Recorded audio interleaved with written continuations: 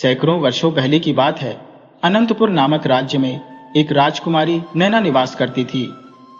राजकुमारी नैना अनुपम सौंदर्य की मूरत थी, लेकिन उनका स्वभाव अत्यंत अहंकारी और स्वार्थपूर्ण था। जब उनकी शाही सवारी नगर के बाजारों से होकर गुजरती तो लोग दरवाजे और खिड़कियां तुरंत बंद कर लेते। दुकानदार अपनी दुकानें ताला लगा देते और राहगीर सड़कें छोड़ गलियों में छिपने को विवश हो जाते। यदि किसी दुर्भाग्यवश राहगीर सड़क पर ही रह जाता तो उसे कठोर आदेश का पालन करना पड़ता। उस समय वहीं जमीन पर औंधे मुंह लेटना अनिवार्य होता। यदि कोई व्यक्ति इस नियम की अवहेलना करता तो उसे भयावह दंड दिया जाता। उसे चौराहे पर खड़ा कर उसकी आंखों में जलती हुई सलाखें घुसा दी जाती, जिससे उसकी दृष्टि सदा के लिए छिन जाती। एक दिन की बात है, जब राजकुमारी नैना की शाही सवारी बड़े ठाड़ मार्ग से बाजार के रास्ते पर गुजर रही थी। उसी समय एक बूढ़ा राहगीर जो दूसरी दिशा से उस सड़क पर आ पहुंचा, अनायास ही इस भव्य जुलूस के सामने आ गया। राजकुमारी की सवारी इतनी तीव्र गति से आ रही थी कि उस वृद्ध को संभलने या किसी गली में मुड़ जाने का अवसर ही नहीं मिला। उसके सिर पर मछलियों से लदा एक भारी टोकरा रखा था, जिसे वह बिना किसी सहारे के उतारने में असमर्थ था। यदि वह टोकरे को गिराकर जमीन पर औंधे मुंह लेटता तो उसकी सारी मछलियां सड़क पर बिखर जाती। असहाय मछुआरा भयभीत होकर चारों ओर देखने लगा, लेकिन उसे कोई उपाय सूझ नहीं रहा था। राजकुमारी के निर्दयी सिपाहियों ने उसे तुरंत पकड़ लिया। क्रूर स्वभाव की राजकुमारी नैना ने आदेश दिया कि इस बूढ़े की आंखें 2 दिन बाद जलती हुई सलाखों से फोड़ दी जाए। सिपाही सिर झुकाकर बोले, जो आज्ञा राजकुमारी जी। ये सुनकर वह वृद्ध थर थर कांपने लगा और हाथ जोड़कर गिड़गिड़ाने लगा। राजकुमारी जी, मैं एक गरीब मछुआरा हूं, मुझ पर कृपा करें। मैंने जानबूझकर ऐसा कुछ नहीं किया। मेरी उम्र का भी ख्याल करें। लेकिन राजकुमारी के कठोर हृदय पर इसका कोई प्रभाव नहीं पड़ा। उन्होंने सिपाहियों को वही निर्दय आदेश दोहराया और उनकी सवारी आगे बढ़ गई। बेचारा बूढ़ा रोते हुए अपनी गलती की माफी मांगता रहा, लेकिन उसके कांपते हाथ अपने सिर पर रखे टोकरे को संभाल नहीं सके और वह सड़क पर गिर पड़ा। सड़क पर मछलियां बिखर गईं। सिपाही ने उसकी पीठ पर जोर से थप्पड़ मारते हुए कहा, अरे ओ जंगली बूढ़े, तूने साफ सुथरी सड़क गंदी कर दी। जल्दी कर, इन मछलियों को उठा। उस बूढ़े की आंखों से आंसू बहने लगे। वह कांपते हाथों से मछलियां उठाकर टोकरे में रखने की कोशिश करता, लेकिन वे बार बार नीचे गिर जाती। निर्दयी सिपाही उसे गालियां देते हुए चिल्लाने लगे, जल्दी कर, हमें तुझे सजा देनी है, तेरे पास ज्यादा समय नहीं है। उसी समय एक युवक वहां से गुजर रहा था। उसने उस वृद्ध की दशा देखी और उसकी मदद के लिए आगे बढ़ा। वह मछलियां उठाकर टोकरे में रखने लगा। यह देखकर सिपाही आग बबूला हो गए। उन्होंने उस युवक को धक्का देते हुए कहा, अरे ओ नालायक, तुझे किसने कहा कि तू मछलियां उठाए? युवक ने उठते हुए कहा, क्या एक गरीब आदमी की सहायता करना अपराध है? यह सुनते ही एक सिपाही ने क्रोध में आकर उस युवक के गाल पर जोरदार तमाचा जड़ दिया। घमंड से भरे राजकुमारी के निष्ठुर सिपाही तीखे स्वर में बोले, अरे ना समझ, तुझे खुद का तो होश नहीं और हमें कायदा सिखा रहा है। चुपचाप आगे बढ़। जाते जाते वह युवक पलटकर सिपाहियों से बोला, जितना भी अन्याय करना है कर लो, लेकिन याद रखना, मृत्यु सबको स्पर्श करेगी। यह बात अपनी राजकुमारी को भी जाकर कह देना। युवक की यह बात सुनकर सिपाहियों का गुस्सा और भड़क उठा। वहीं पास खड़ा बूढ़ा व्यक्ति उस युवक के पास आकर बोला, बेटा चिंता मत कर, ऊपर वाला सब देखता है, वह इन अत्याचारों का हिसाब जरूर करेगा। उसके बाद बूढ़ा तेजी से मछलियां उठाकर अपनी टोकरी में रखने लगा। सिपाहियों ने उसे घसीटते हुए महल में पहुंचा दिया, जहां उसे दंड दिया जाना था। उधर राजकुमारी नैना जब बाजार की सैर करके महल लौटी तो राजा के मंत्री जयदेव ने विनम्रता से कहा, राजकुमारी जी, मुझे इस वृद्ध पर दया आ रही है। कृपया अपना आदेश वापस ले लीजिए और इस गरीब को क्षमा कर दीजिए। लेकिन राजकुमारी घमंड से बोली, कभी नहीं। जैसे धनुष से निकला तीर वापस नहीं आता, वैसे ही मेरा दिया हुआ आदेश भी पलटा नहीं जा सकता। मंत्री जयदेव चुप हो गया, क्योंकि वह जानता था कि अगर उसने और तर्क किया तो उसके लिए भी मुसीबत खड़ी हो सकती है। लेकिन उसके मन में यही प्रार्थना थी कि ईश्वर कुछ ऐसा चमत्कार करे जिससे वृद्ध की आंखें बच जाएं। राजकुमारी नैना का महल राजा के महल से अलग था और उसकी सुरक्षा इतनी कड़ी थी कि परिंदा भी पर नहीं मार सकता था। राजकुमारी अक्सर अकेली अपने महल में सोती थी। वह अपनी खिड़कियां खुली रखती थी ताकि ताज़ी हवा अंदर आ सके, लेकिन उसे अपनी जान की इतनी चिंता थी कि सोते समय भी चारों ओर पहरेदार तैनात रहते थे। फिर भी एक रात ना जाने क्या सोचकर उसने अपने पहरेदारों को आदेश दिया, आज रात कोई पहरा नहीं होगा, मैं अकेली रहना चाहती हूँ। सभी पहरेदार उसकी आज्ञा के आगे नतमस्तक हो गए। उधर वह युवक जिसने मछुआरे की सहायता की थी, किसी तरह खिड़की के रास्ते राजकुमारी के कक्ष में प्रवेश कर गया। वह एक कोने में खड़ा होकर कमरे की हर वस्तु को बारीकी से देखने लगा। उसने देखा कि राजकुमारी के पलंग के पास रखी मेज पर एक अद्वितीय हीरा रखा हुआ है, जिसकी तीव्र चमक से पूरा कमरा आलोकित हो रहा था। कमरे की हर वस्तु बहुमूल्य थी, लेकिन उस हीरे की आभा अतुलनीय थी। युवक ने हीरे को उठाया और अपनी जेब में रख लिया। उसी क्षण कमरे में अंधकार छा गया और वह युवक उसी मार्ग से बाहर निकल गया जिससे वह अंदर आया था। रात के अंतिम पहर में जब राजकुमारी नैना की आंख खुली तो उसने कमरे को अंधेरे में डूबा पाया। वह घबराई और बिस्तर से उठकर टटोलते हुए उस रस्सी तक पहुंची जिसे खींचने से महल के ऊपर लटका घंटा तेज आवाज में बज उठता था। राजकुमारी ने रस्सी को जोर से खींचा और घंटे की आवाज दूर दूर तक फैल गई। दास दासियां और पहरेदार घबराते हुए उसके कक्ष की ओर दौड़े। इसी बीच राजा की भी नींद टूट गई और रानी ने चिंतित स्वर में कहा, महाराज, ये क्या हुआ? मेरी बेटी पर कोई संकट आया है, आप जल्दी चलिए। दोनों तेजी से चलते हुए राजकुमारी के कक्ष में पहुंचे, जहां पहले से ही हड़कंप मचा हुआ था। राजकुमारी क्रोध से भरी हुई थी और सभी पहरेदार हाथ जोड़कर कह रहे थे कि उन्होंने किसी को महल में प्रवेश करते नहीं देखा। राजा ने गंभीर स्वर में राजकुमारी से पूछा, बेटी, क्या हुआ? तुम इतनी व्याकुल क्यों हो? राजकुमारी ने गुस्से से कहा, पिताजी, मेरे कक्ष में कोई चोर आया था। मेरा हीरा गायब है, लेकिन ये पहरेदार दावा कर रहे हैं कि उन्होंने किसी को महल में आते हुए नहीं देखा। राजा ने गुस्से से पहरेदारों की ओर देखा। सैनिक भयभीत होकर बोले, महाराज, हमने पूरी रात सतर्कता से पहरा दिया, हम एक पल के लिए भी नहीं सोए। राजा कुछ देर सोचता रहा और फिर बोला, ठीक है, तुम्हारे पास कल शाम तक का समय है। चोर का पता लगाओ। अगर ऐसा नहीं हुआ तो तुम्हें कड़ी सजा मिलेगी। पहरेदारों के जाने के बाद रानी ने कहा, मुझे पूर्ण विश्वास है कि यह चोरी महल के सेवादारों का काम नहीं है, ये किसी बाहरी व्यक्ति की करतूत है। इसीलिए सुबह होते ही ये घोषणा कर दीजिए कि चोर को पकड़वाने वाले को बड़ा इनाम दिया जाएगा। राजा असमंजस में था। यह महल में पहली चोरी थी जिसने उसे व्याकुल कर दिया था। वह बिना कुछ बोले सिर झुकाए अपने कक्ष की ओर चला गया। सुबह होते ही राजा ने अपने दरबार में यह घोषणा करवाई कि जो भी व्यक्ति राजकुमारी का बेशकीमती हीरा वापस ला कर देगा, उसे मनचाहा इनाम दिया जाएगा। अगले दिन जब राजा अपने सिंहासन पर विराजमान था, तभी एक युवक दरबार में उपस्थित हुआ। उसने झुककर अभिवादन किया। राजा ने प्रश्न किया, तुम कौन हो और क्या चाहते हो? युवक ने निवेदन किया, महाराज, मैं राजकुमारी का वह हीरा लेकर आया हूं और इसके बदले में मुझे वादा किया गया इनाम चाहिए। राजा ने कहा, शाबाश, लाओ, वह हीरा कहाँ है? युवक ने अपनी जेब से हीरा निकाला और राजा के समक्ष प्रस्तुत कर दिया। राजा ने उस हीरे को देखकर प्रसन्नता से कहा, बताओ युवक, तुम्हें इनाम में क्या चाहिए?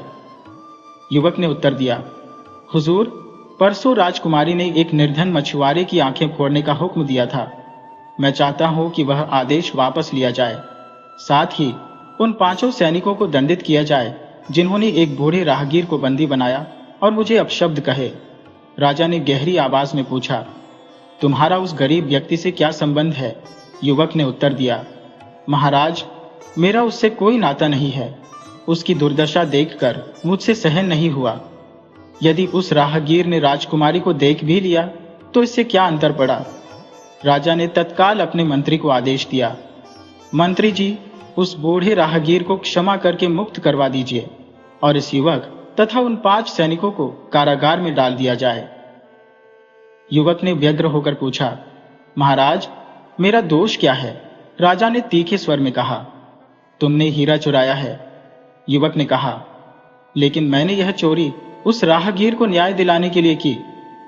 राजा ने क्रोधित होकर कहा, अब कोई सफाई देने की आवश्यकता नहीं। युवक ने साहसपूर्वक कहा, महाराज, यह मत भूलिए कि यदि आपने मुझे कैद किया तो मैं आपका मुकुट भी चुरा कर ले जाऊंगा और आप मुझे पकड़ नहीं सकेंगे। राजा ने गुस्से में कहा, मूर्ख युवक, ऐसा दुस्साहस कभी मत करना।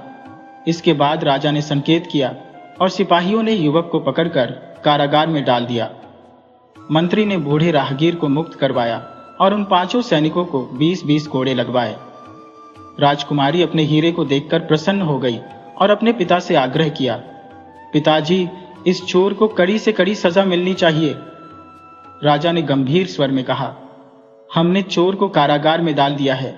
अब सोच रहे हैं कि कल सुबह उसके दोनों हाथ कटवा दिया जाए ताकि हर कोई यह समझ सके कि हमारे राज्य में चोरी का क्या अंजाम होता है।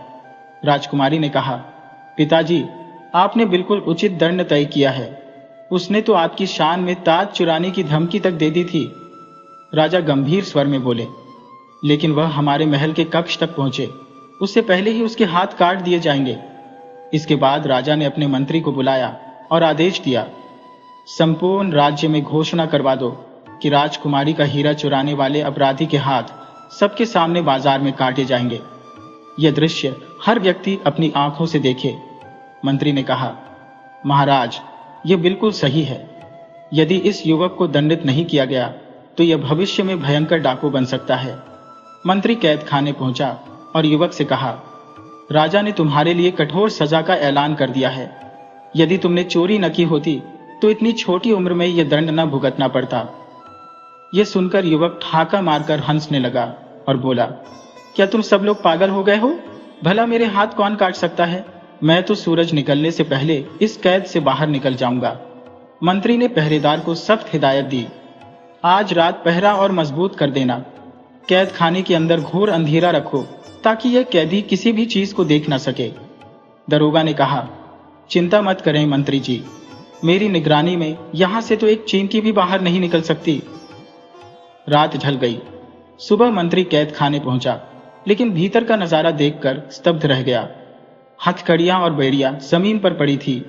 दरवाजे और रोशनदान बंद थे, पर युवक गायब हो चुका था। घबराया मंत्री दरोगा पर चीख पड़ा, यदि सारे पहरेदार जाग रहे थे तो वह लड़का कैसे गायब हो गया?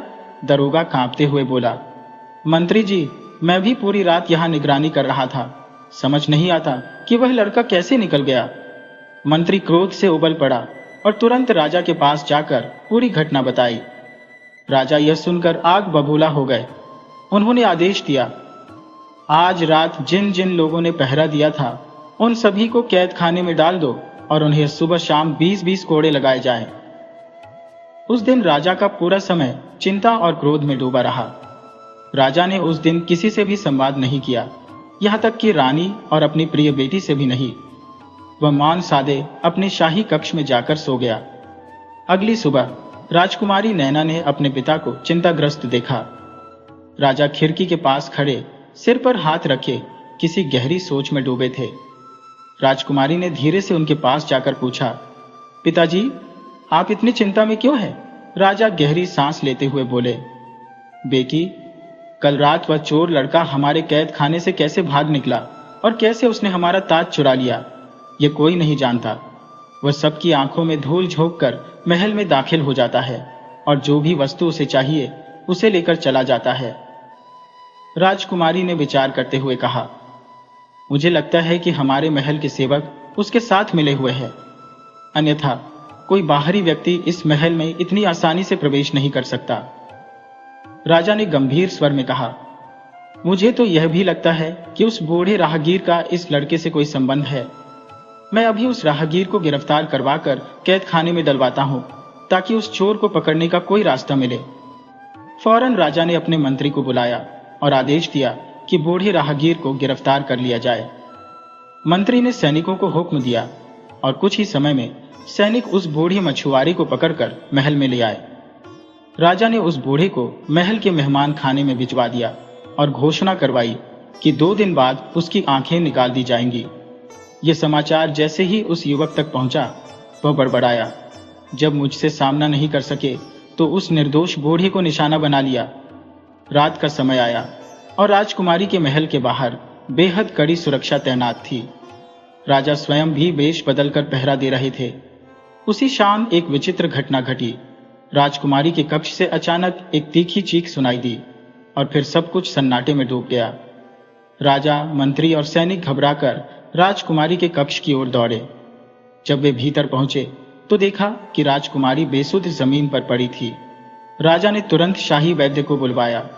वैद्य ने लंबे समय तक उपचार किया और अंततः कांपते हुए कहा, महाराज, अत्यंत दुख की बात है कि राजकुमारी नैना अब इस संसार में नहीं रही। इन्हीं किसी विषैले सर्प ने डस लिया है। यह सुनते ही राजा की आंखों से अश्रुधारा बहने लगी।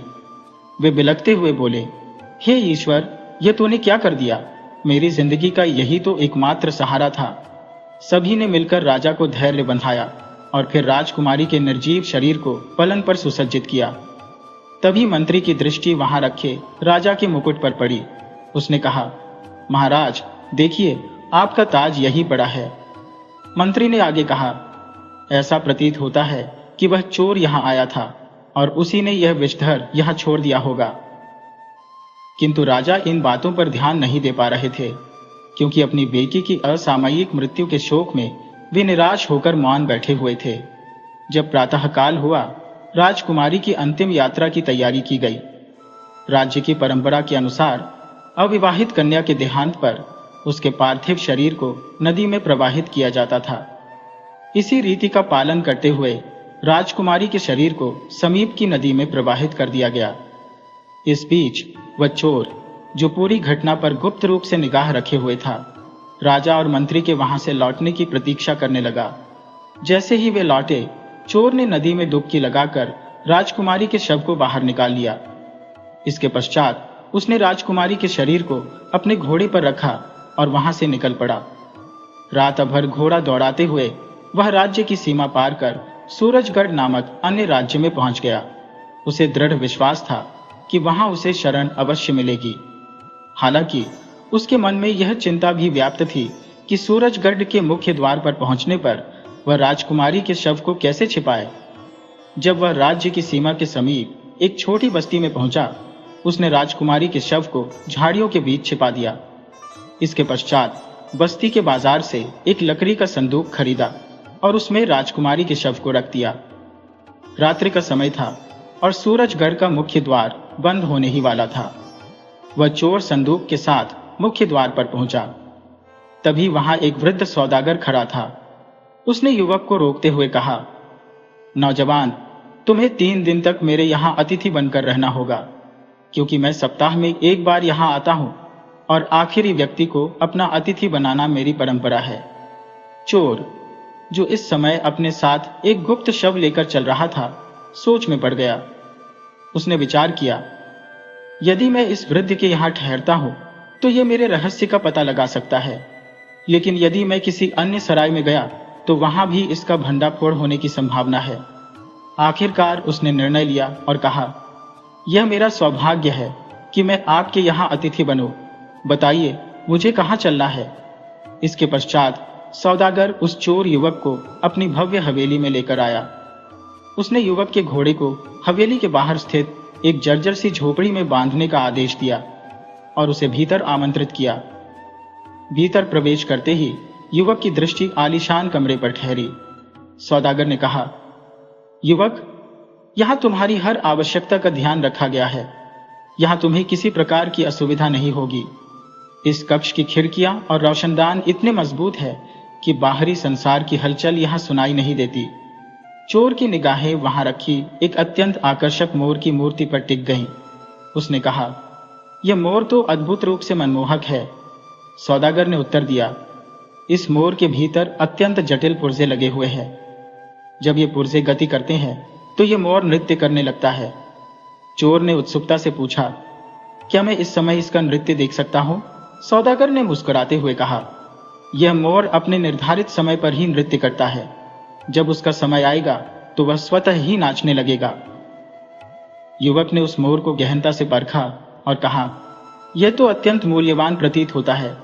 आपने इसे कहां से प्राप्त किया? सौदागर ने उत्तर दिया, यह मुझे उपहार स्वरूप मिला था। इसके बाद सौदागर ने ताली बजाई और तुरंत एक सेवक वहां उपस्थित हो गया। सौदागर ने सेवक से पूछा, यदि भोजन तैयार हो गया हो तो उसे हमारे लिए परोस दो। सेवक ने आदरपूर्वक कहा, हुजूर, भोजन तैयार है, आप पधारकर भोजन कर सकते हैं। सौदागर युवक को एक अन्य कक्ष में ले गया और उसके साथ भोजन ग्रहण किया। भोजन के उपरांत उसने युवक से कहा, अब तुम विश्राम करो, कल संध्या को हम पुनः भेंट करेंगे। चोर ने जिज्ञासा व्यक्त की, क्या आप दिन में यहां नहीं रहते? सौदागर ने उत्तर दिया, नहीं, मैं प्रातःकाल यहां से निकल जाता हूं और संध्या को लौटता हूं। युवक अपने कक्ष में लौट गया और उसने भीतर से दरवाजे को बंद कर लिया। कुछ समय पश्चात उसने अपने संदूक से राजकुमारी का निर्जीव शरीर बाहर निकाला और उसे बिस्तर पर सलीके से लिटा दिया। इसके उपरांत उसने अपनी उंगली में पहनी अंगूठी को चूमा। अंगूठी के चुंबन के साथ ही वह धरती पर गिरा और एक विषधर सांप में तब्दील हो गया। उसकी दृष्टि राजकुमारी के पैरों पर बने एक निशान पर गई। उसने निशान पर अपने मुख को रखा और धीरे धीरे वहां से विष चूसने लगा। विष चूसते हुए जब रक्त प्रवाहित होने लगा तो उसने विष खींचना बंद कर दिया और कमरे के एक कोने में जाकर मिट्टी को चाटने लगा। जैसे ही उसने मिट्टी का स्पर्श किया, वह पुनः अपने वास्तविक स्वरूप में लौट आया और फिर से एक युवक बन गया। इधर राजकुमारी को भी चेतना लौट आई। वह बिस्तर से उठकर बैठी और बोली, मेरे गले में भयंकर पीड़ा हो रही है। युवक ने तुरंत उसे एक गिलास पानी दिया, जिसे पीने के बाद उसने राजकुमारी को सहारा देकर बिस्तर पर बिठा दिया। फिर उसने राजकुमारी को फल खाने के लिए दी। कुछ फल ग्रहण करने के पश्चात राजकुमारी में थोड़ी शक्ति लौट आई। उसने विस्मय से पूछा, मैं इस समय कहां हूं और तुम कौन हो? युवक ने शांत स्वर में उत्तर दिया, मैं तुम्हें अपनी सच्चाई बताऊंगा, लेकिन तुम घबराना मत। मेरा नाम नागदंत है। मैं नागलोक का राजकुमार हूं। अक्सर मैं पृथ्वी लोक पर विचरण करने आता हूं। मैं इच्छाधारी नाग हूं, जो अपनी इच्छानुसार मानव या नाग का रूप धारण कर सकता है। यह सुनकर राजकुमारी कुछ क्षणों के लिए भयभीत हो गई, लेकिन शीघ्र ही उसने स्वयं को संभालते हुए कहा, मुझे ऐसा प्रतीत हो रहा है कि जो कुछ मैंने अनुभव किया वह स्वप्न नहीं था। मैंने देखा कि मैं नदी में बह रही थी। फिर किसी ने मुझे बाहर निकाला, एक संदूक में रखा और यहां ले आया। क्या यह सच है? नागदंत ने उत्तर दिया, तुमने जो भी देखा वह सत्य था। तुम अपने महल में सो रही थी जब एक सांप ने तुम्हें डसा। तुम्हारे पिता ने यह मान लिया कि तुम अब इस संसार में नहीं हो। उन्होंने तुम्हारे पार्थिव शरीर को नदी में प्रवाहित कर दिया, परंतु मैं जानता था कि तुम मरी नहीं हो। तुम्हें डसने वाला सांप मैं ही था। मैंने तुम्हारे शरीर में मात्र इतना विष प्रवाहित किया कि तुम बेसुध हो जाओ, परंतु मृत्यु के करीब न पहुंचो। इसके पश्चात मैंने तुम्हें नदी से निकाला और अपने साथ ले आया। बाकी घटनाएं तुम जान चुकी हो।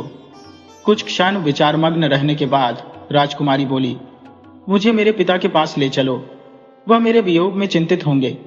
नागदंत ने गंभीर स्वर में कहा, अब तुम्हें उन्हें भूल जाना होगा। उनके लिए तुम अब मृत हो चुकी हो। मैं तुम्हें अपने लिए लेकर आया हूं और अब तुम मेरे साथ ही रहोगी। राजकुमारी बोली, मैं एक राजकुमारी हूं और तुम्हारे साथ नहीं रह सकती। इस पर नागदंत ने उत्तर दिया, अब तुम्हें मेरे साथ ही रहना होगा, क्योंकि अब तुम्हारा राजकुमारी होना कोई मायने नहीं रखता। राजकुमारी ने दृढ़ता से कहा, इस विचार को अपने मन से निकाल दो। नागदंत ने चेतावनी भरे स्वर में कहा, यदि तुमने यहां से भागने की कोशिश की तो मैं तुम्हें जीवित नहीं छोड़ूंगा। उनकी बातचीत के बीच कमरे में रखे मोर ने अपने पंख फैला दिए और नृत्य करने लगा। नागदंत और राजकुमारी उस मोर के नृत्य को विस्मय से देख रहे थे। अचानक मोर की चोंच से एक जगमगाता मोती भूमि पर गिरा। उसी क्षण मोर ने नृत्य करना बंद कर दिया। नागदंत उस मोती को उठाकर जांचना चाहता था कि वह असली है या नकली, लेकिन राजकुमारी ने उसे रोकते हुए कहा, यह पराई चीज है, इसे हाथ मत लगाना। नागदंत बोला, मैं बस इतना ही देखना चाहता हूं कि यह असली है या नकली। राजकुमारी के मना करने पर नागदंत ने मोती को वहीं छोड़ दिया। थोड़ी देर बाद राजकुमारी सो गई, लेकिन नागदंत जागता रहा। बैठे बैठे उसने सोचा, सांप बनकर यह देखा जाए कि सुदागर की हवेली में कैसा सामान है। यह सोचकर वह सांप में परिवर्तित हो गया और पूरी हवेली में घूमने लगा। हवेली में 20 से अधिक कक्ष थे और सभी बहुमूल्य वस्तुओं से सुसज्जित थे। अंततः वह छत पर बने एक बड़े कमरे में पहुंचा। इस कमरे का दृश्य पूरी तरह से भिन्न था। चारों ओर मानव कंकाल और हड्डियों का अंबार लगा हुआ था। यह देख वह थोड़ा विचलित हुआ। तभी उसकी नजर एक मेज पर रखे चिराग पर पड़ी। पास ही वह बूढ़ा सुदागर बैठा था और चिराग के सामने मंत्रोच्चार कर रहा था। यह देखकर नागदंत को समझ आ गया कि वह कोई सुदागर नहीं बल्कि एक जादूगर है। यह सब देखकर नागदंत विस्मित रह गया और चुपचाप वहां से लौट आया। अपने कक्ष में पहुंचकर उसने दरवाजा भीतर से बंद किया और नीचे बिछे एक कालीन पर लेट गया। प्रातः जब सूरज उगा, नागदंत और राजकुमारी दोनों जागे। नागदंत ने राजकुमारी से कहा, अब हमें यहां से प्रस्थान करना चाहिए क्योंकि मैंने उस बूढ़े सुदागर की असलियत देख ली है। इसके पश्चात नागदंत ने संपूर्ण घटना का विवरण राजकुमारी को दिया। राजकुमारी बोली, मैं भी यहाँ ठहरने की इच्छुक नहीं हूं। हमें शीघ्रतम संभव समय में यहां से पलायन करना चाहिए। उसी क्षण वह बूढ़ा जादूगर वहां उपस्थित हो गया। उसने राजकुमारी को देख पूछा, युवक, यह स्त्री कौन है और यहां कब से है? नागदंत ने उत्तर दिया, यह मेरी पत्नी है। डाकुओं के भय से मैंने इसे संदूक में छिपा दिया था। यह सुनकर जादूगर मौन हो गया। उसने फर्श से वह मोती उठाया और उसे पुनः मोर की चोंच में डाल दिया। इसके पश्चात राजकुमारी ने कहा, अब हमें जाने की अनुमति दीजिए। जादूगर बोला, नहीं, अभी नहीं। मेरे यहां आया हुआ अतिथि 3 दिन पूर्व प्रस्थान नहीं कर सकता। यदि तुम्हें असुविधा हो रही है तो नाश्ता करने के पश्चात मेरे बाग की सैर कर लेना। वहां विचित्र वस्तुएं तुम्हें आनंदित करेंगी। इतना कहकर वह चला गया। कुछ समय बाद उसने अपने सेवक के माध्यम से उन दोनों के लिए नाश्ता भेजा। नाश्ता विलक्षण व्यंजनों से परिपूर्ण था। राजकुमारी ने शंका व्यक्त की, मुझे प्रतीत होता है कि इन व्यंजनों में किसी प्रकार का जादू है। नागदंत ने सहमति जताई और कहा, हाँ, यह संभव है, लेकिन अब क्या किया जाए? राजकुमारी बोली, इन खाद्य पदार्थों का त्याग करना ही उचित होगा। भूखे रहना बेहतर है। हम बाघ की सैर का बहाना बनाकर यहां से भाग सकते हैं। नागदंत को यह युक्ति सराहनीय लगी। उन्होंने समस्त नाश्ता अपने संदूक में रख दिया और खाली बर्तन सेवक को लौटा दी। कुछ समय पश्चात जादूगर पुनः आया और बोला, यदि नाश्ता कर लिया है तो बाग में घूमने जाओ, परंतु स्मरण रखना, वहां किसी भी वस्तु को स्पर्श न करना। ये कहते हुए वह चला गया। नागदंत और राजकुमारी बाग की ओर प्रस्थान कर गए। बाग का भ्रमण करते हुए वे एक ऐसे स्थान पर पहुंचे जहां अनगिनत पिंजरे लटके हुए थे। प्रत्येक पिंजरे में अनेक पक्षी बंद थे। राजकुमारी ने विस्मयपूर्वक कहा, ऐसे पक्षी मैंने पहले कभी नहीं देखे। इन्हें पकड़ना एक जादूगर के लिए कठिन कार्य नहीं है। तभी एक पक्षी ने कहा, क्या तुम हमारी सहायता करोगे? राजकुमारी चकित होकर बोली, यह क्या? तुम मनुष्यों की भाषा में वार्तालाप कर सकते हो? बताओ, तुम्हें किस प्रकार की सहायता चाहिए? पक्षी बोला, हम पक्षी नहीं है। यह निर्दयी जादूगर हमें पक्षी बनाकर पिंजरों में कैद कर चुका है। यदि तुम किसी प्रकार हवेली के उस विशाल कक्ष में स्थित चिराग को प्रज्वलित कर दो और जब उसमें से धुआं निकलने लगे तो उसे तोड़ देना। इस प्रकार जादूगर का सारा मायाजाल समाप्त हो जाएगा और हम सब पुनः मनुष्य बन जाएंगे।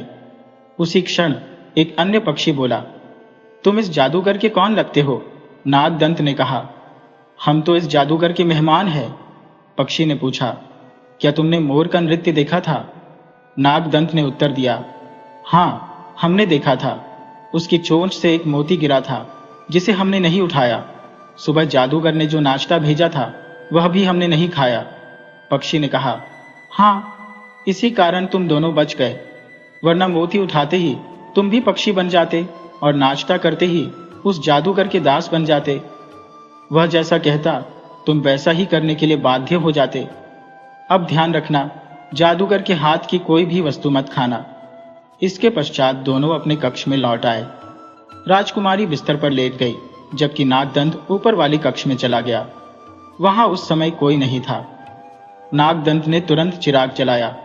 जैसे ही चिराग से धुआं निकलने लगा, उसने उसे भूमि पर पटक कर चकनाचूर कर दिया।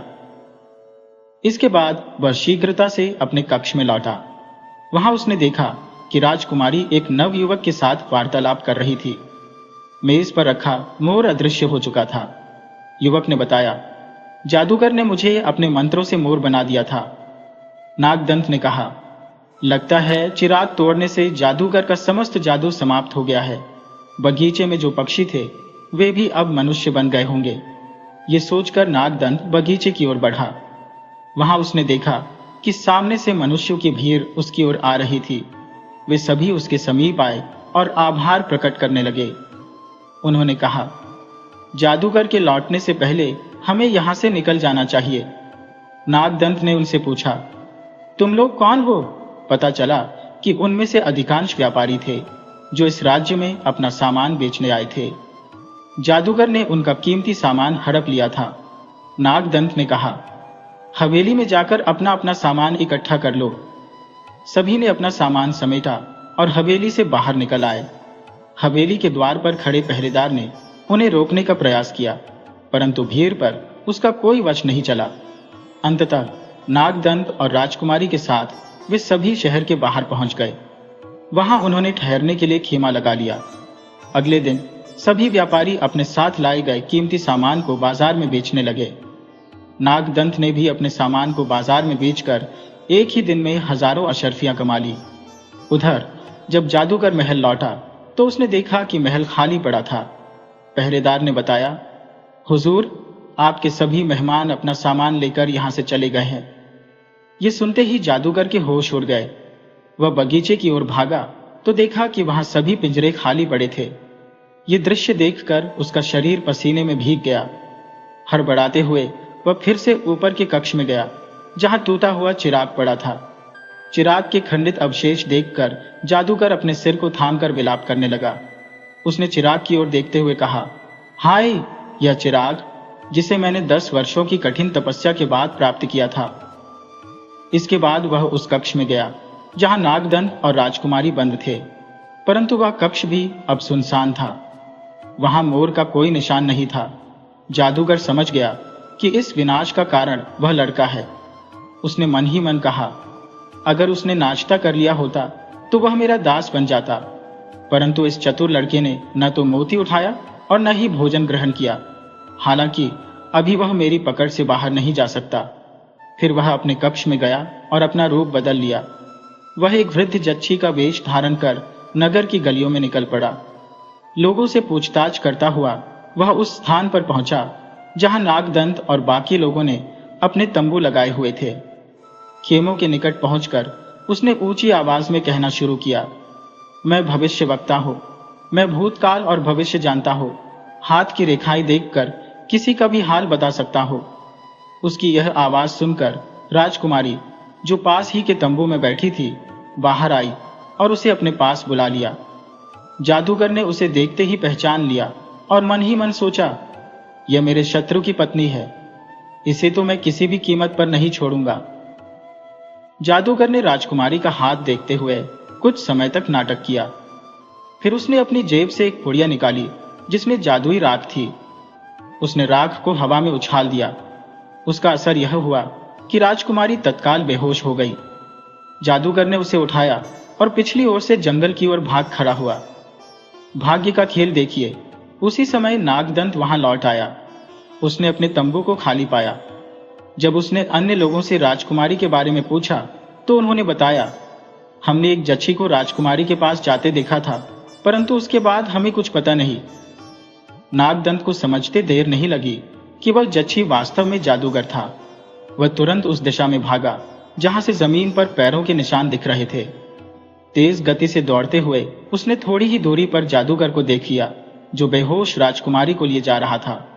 नागदंत तेजी से उसके पास पहुंचा। जादूगर ने उसे देखकर कहा, खबरदार लड़के, अगर मेरे करीब आया तो तुझे राख कर दूंगा। नागदंत ने क्रोधित होकर उत्तर दिया, खबरदार जादूगर, लड़की को यहीं छोड़ दे वरना तेरी मृत्यु निश्चित है। जादूगर ने राजकुमारी को भूमि पर रखा और नागदंत को घूरते हुए बोला, सावधान लड़के, यदि तू मेरी ओर कदम बढ़ाएगा तो मैं अपने जादू से तुझे एक साधारण कबूतर बना दूंगा। नागदंत ने शांत स्वर में उत्तर दिया। अच्छा ठीक है, मैं जा रहा हूं। यह कहकर वह झाड़ियों के घने कोने में अदृश्य हो गया। झाड़ियों की आड़ में उसने स्वयं को एक विशाल और डरावने नाग में परिवर्तित कर लिया। फुर्ती से रेंगते हुए वह जादूगर की ओर बढ़ने लगा। उधर जादूगर जैसे ही राजकुमारी को उठाने के लिए झुका, नाग ने उसकी पीठ पर तीव्रता से डंक मार दिया। विष के असर से जादूगर चीखते हुए जमीन पर गिर पड़ा और कुछ ही क्षणों में उसकी सांसें थम गई। नागदंत ने तत्काल अपना रूप फिर से मानव में बदल लिया और राजकुमारी की ओर चिंतित दृष्टि से देखा। वह पास के तालाब से पानी लाया और राजकुमारी के मुख पर छींटे मारे। कुछ ही पल में राजकुमारी को चेतना लौट आई। नागदंत ने कहा, यदि मैं समय पर नहीं आता तो यह दुष्ट जादूगर तुम्हारे साथ न जाने क्या अनर्थ कर देता। राजकुमारी ने आह भरते हुए कहा, मुझे यह कहां पता था कि वह जादूगर जच्छी का भेष धरकर आया है। नागदंत ने मुस्कुराते हुए कहा, अब यह समाप्त हो गया, चलो हम अपने खेमे की ओर लौटते हैं। दोनों अपने खेमे में पहुंचे। वहां नागदंत ने सबके साथ वार्तालाप की और यह जान पाया कि सभी सौदागर अपना सामान बेचकर लौटने की तैयारी में है। नागदंत ने सुझाव दिया, हमें यहाँ के राजा से अवश्य मिलना चाहिए और उन्हें इस पूरे घटनाक्रम की जानकारी देनी चाहिए। महल पहुंचने पर उन्हें राजा से मिलने में कोई विशेष कठिनाई नहीं हुई। राजा के समक्ष सभी ने विस्तार पूर्वक बताया कि किस प्रकार उस दुष्ट जादूगर ने उन्हें अपने प्रभाव में जकड़ रखा था। सारी घटनाओं को सुनने के बाद राजा अत्यधिक आनंदित हुआ। वह प्रसन्न था कि इस युवा ने उसके राज्य को एक दुष्ट जादूगर से मुक्त कर दिया। राजा ने सैनिकों को आदेश दिया कि जंगल से उस जादूगर की देह को लाया जाए। साथ ही यह भी कहा कि अब खेमों को वहां से हटा दिया जाए, क्योंकि सभी व्यापारी अब उसके महल में अतिथि बनकर रहेंगे। तीसरे दिन राजा ने उस जादूगर की हवेली नागदंत को सौंप दी। इसके अतिरिक्त उसने नागदंत के लिए सेवकों और दासियों की व्यवस्था भी करवाई, क्योंकि उसने न केवल उस जादूगर का अंत किया था, बल्कि राज्य को अपयश से भी बचा लिया था। राजकुमारी नागदंत के साथ समय बिताते हुए उसकी ओर आकर्षित हो गई। यह आकर्षण कब प्रेम में बदल गया, उसे पता ही न चला। दूसरी ओर नागदंत पहले ही राजकुमारी के प्रेम में डूब चुका था। कुछ समय पश्चात नागदंत ने कहा, राजकुमारी, तुम्हारे पिता शोक में डूबे होंगे, हमें उनके पास जाकर उन्हें सांत्वना देनी चाहिए। ये सुनकर राजकुमारी अत्यंत हर्षित हुई और दोनों अपने पिता के राज्य लौट गए। राजा, जो अपनी बेटी के वियोग में व्याकुल था, उसे देखकर जैसे पुनर्जीवित हो उठा। राजकुमारी ने अपने पिता को सारी घटनाओं का विस्तार पूर्वक वर्णन किया, कैसे नागदंत ने उसकी जान बचाई। राजा ने नागदंत से कहा, तुम तो नागलोक के राजकुमार हो, तुम भला पृथ्वीलोक पर कैसे रह सकते हो? इस पर नागदंत ने उत्तर दिया, महाराज, आप चिंता न करें, मैंने नागलोक बहुत पहले ही त्याग दिया था। वस्तुतः मुझे पृथ्वीलोक से अधिक लगाव था। मैं अक्सर यहाँ विचरण के लिए आता था। जब मेरे पिता को यह ज्ञात हुआ तो वे मुझसे क्रोधित हो गए और उन्होंने मुझे नागलोक से निष्कासित कर दिया। तब से मैंने पृथ्वीलोक को ही अपना घर बना लिया। राजा यह सुनकर अत्यंत प्रभावित हुआ। उसने नागदंत और अपनी पुत्री का विवाह करवा दिया। इसके पश्चात नागदंत पृथ्वीलोक पर रहकर राजकुमारी के साथ सुखमय जीवन व्यतीत करने लगा।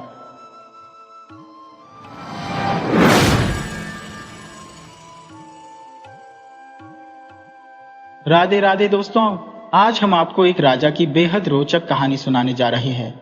यदि आप हमारे चैनल पर नए हैं तो कृपया इसे लाइक करें, सब्सक्राइब करें और दूसरों के साथ शेयर करें। दोस्तों, समय की प्रकृति अचूक है, यह सदा एक समान नहीं रहता। वक्त इतना प्रबल है कि राजा को रंक और रंक को राजा बनाने में पल भर की भी देरी नहीं करता। इसलिए हर व्यक्ति को समय के महत्व को पहचानते हुए अपने जीवन में आगे बढ़ना चाहिए।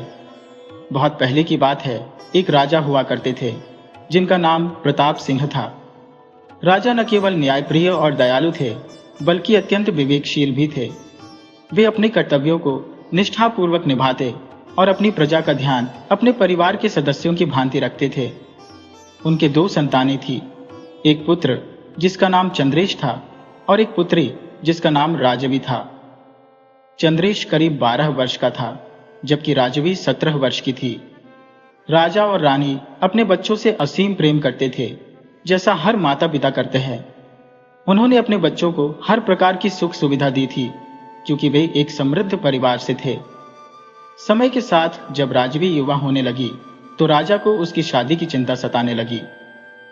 एक दिन राजा ने अपने दरबार में नगर के एक नाई और एक ब्राह्मण को बुलाया। प्राचीन समय में राज परिवारों के विवाह की जिम्मेदारी ब्राह्मणों और नाइयों पर ही होती थी। राजा ने उनसे कहा, हमारी पुत्री विवाह योग्य हो चुकी है। आप लोग ऐसा वर ढूंढे जो समय को समझने वाला हो, समय के अनुसार कदम बढ़ाने वाला हो। वह अमीर हो या गरीब, जात पात से कोई फर्क नहीं पड़ता, बस वह समय का महत्व जानने वाला होना चाहिए। अगले दिन नाई और ब्राह्मण अपने सामान के साथ निकल पड़े। वे नगर नगर घूमे, कई लड़कों से मिले, लेकिन राजा की शर्तों पर खरा उतरने वाला कोई नहीं मिला। लोग कहते, समय भी कोई देखने की चीज है, ये कैसे पता चलेगा कि समय कैसा दिखता है। कई दिन बीत गए और नाई और ब्राह्मण खाली हाथ लौटने की सोचकर चिंतित हो उठे। राजा का आदेश तोड़ना उनके लिए असंभव था। एक दिन वे एक नगर के चौराहे पर पहुंचे, जहां एक मोची का लड़का बैठा था। वह न केवल सुंदर था, बल्कि विवाह योग्य भी प्रतीत होता था। दोनों ने उस लड़के से बात की और उसे राजकुमारी से विवाह का प्रस्ताव दिया। मोची बना हुआ वह युवक अचरज में डूबकर उन दोनों की ओर देखने लगा और बोला, महोदय श्रीमान, सुबह सुबह यह मजाक का समय है क्या? मैं समय का मारा हो। मेरे माता पिता दृष्टिहीन है और मैं उनका इकलौता सहारा हो। मैं अपने समय को देखकर उसकी कद्र करते हुए अपने काम को ईमानदारी से पूरा कर रहा हूं। कृपया मुझे मेरा काम करने दें, ताकि मैं अपनी रोजी रोटी कमा सकूं और अपने परिवार का भरण पोषण कर सकूं। कृपा कर मेरा उपहास मत करें। युवक के इस सटीक उत्तर ने नाई और ब्राह्मण को एक नई उम्मीद दी। जिन सवालों ने उन्हें कई दिनों से व्यथित किया था, उसका समाधान मानो इस युवक ने अनजाने ही दे दिया। उन्होंने युवक से उसका नाम और समय को पहचानने के रहस्य के बारे में पूछा। युवक ने जवाब दिया, मेरा नाम धर्मेश है। जहां तक समय की बात है, ये मेरे अतीत से जुड़ा हुआ है, जिसे मैं भुला देना चाहता हूं। मैं अपने अतीत की बात करने का इच्छुक नहीं हूं। कृपया इस बारे में और कुछ मत पूछें। ब्राह्मण और नाई ने कहा, अरे, यही सवाल तो तुम्हारे विवाह का आधार बन सकता है। युवक कुछ देर तक सोचता रहा। गरीबी और अपने माता पिता की स्थिति को ध्यान में रखते हुए उसने सोचा कि वह अपने घर बसाने का सपना देख भी कैसे सकता है। फिर वह बोला, अगर आप लोग इसे जरूरी समझते हैं तो ठीक है, लेकिन मेरे अतीत की बात न करें। मेरे माता पिता ही मेरी शादी की अनुमति देंगे। युवक उन दोनों को अपने घर ले गया। वहां पहुंचने पर उसके अंधी माता पिता ने आगंतुकों का स्वागत किया। नाई और ब्राह्मण ने उन्हें विनम्रता पूर्वक प्रणाम किया और पूछा, राजा की बेटी, जो ऐशो आराम में पली बड़ी है, क्या इस घर में रह पाएगी? माता पिता ने गंभीर स्वर में कहा, हम बहुत साधारण लोग हैं। क्या राजकुमारी हमारे घर के माहौल में सामंजस्य बिठा सकेगी? नाई और ब्राह्मण ने उत्तर दिया, महाराज स्वयं ऐसा चाहते हैं। आप निश्चिंत रहिए। माता पिता ने सहमति दे दी और नाई और ब्राह्मण नगर लौटकर राजा को यह खबर सुनाने गए। राजा ने इस प्रस्ताव को खुशी खुशी स्वीकार कर लिया और विवाह की तैयारी शुरू करने का आदेश दिया। कुछ दिनों बाद धर्मेश और राजकुमारी का विवाह संपन्न हुआ। राजकुमारी, जो अब धर्मेश की पत्नी थी, अपने सास ससुर की सेवा में कोई कसर नहीं छोड़ती। धर्मेश के काम पर जाने के बाद वह सुबह उसका नाश्ता बनाती और टिफिन तैयार करती। बाकी समय वह अपने सास ससुर की सेवा में समर्पित रहती। एक दिन उसकी सास ने कहा, बेटी, तुम राजकुमारी हो। तुम पूरे दिन हमारी देखभाल में लगी रहती हो।